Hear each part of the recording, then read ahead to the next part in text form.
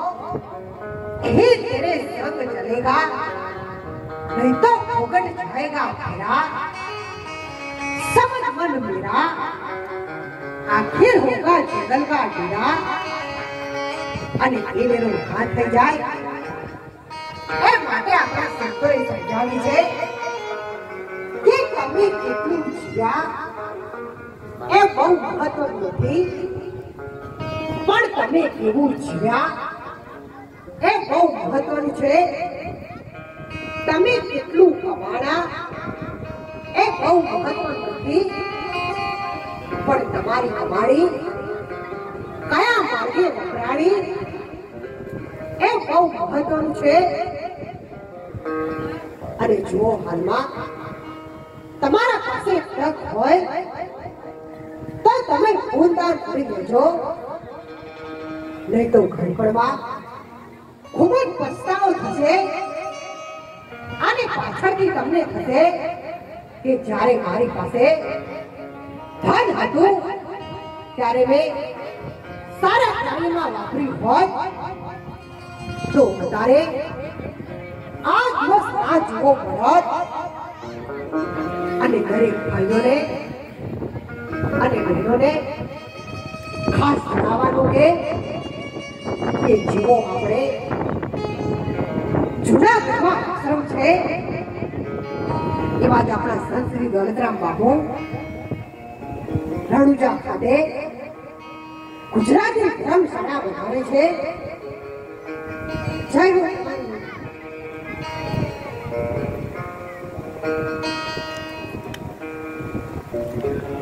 જ્યારે બાપુના અંતરમાં એવું નક્કી થયું હતું આ બધી વેણી સમાજે પણ પેલી બધી ભેળી કરીને એક બાજુ ખૂબ જ બાપુની આજીજી કરી હતી કે બાપુ છેલ્લે આપણા ગુજરાતીઓ માટે જ્યાં તમે જૂનાગઢમાં આશ્રમ કર્યો છે એવું જ આપણા રણુજામાં ધર્મશાળા બનાવજો તો ભવિષ્યમાં પણ જો આપણી બહેન દીકરી જો રણુજામાં જઈને ઉતરે તો એના મનમાં એવો આનંદ થાય કે હું રણુજામાં નહીં પણ મારા વચ ગામમાં છું એવો જબરદસ્ત આશ્રમ બનાવજો। અને જ્યારે એ કાર્યની શરૂઆત થઈ ગઈ છે પણ દરેકને વિનંતી છે કઈ એક વ્યક્તિથી તો થાય નહીં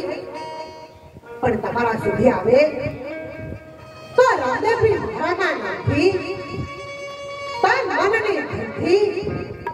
સેવા સત્કાર કરતા રાખજો। જેમ સપનાની વારે રામદેવજી મહારાજ આવ્યા હતા એમ જ્યારે બાપુને તો આશ્રમમાં રહેવું નથી પણ જ્યારે અહીંયા બેઠેલે બેન દીકરી જેવી રીતે સપનાએ પુકાર કર્યો હતો અને રામદેવજી મહારાજ આવી ગયા હતા એમ રણુજામાં જ્યારે તકલીફ પડે તો રામદેવજી મહારાજનો અવતાર લઈ અને અહીંયા બેઠેલા વડીલો જો ભલે દીકરીને મારે આવશે તો રામદેવજી મહારાજ એ વખતે આવ્યા હતા અને અત્યારે કેમ નહીં આવે અને ત્યારે આપણને જનવાણીમાં પણ સમજાવ્યું છે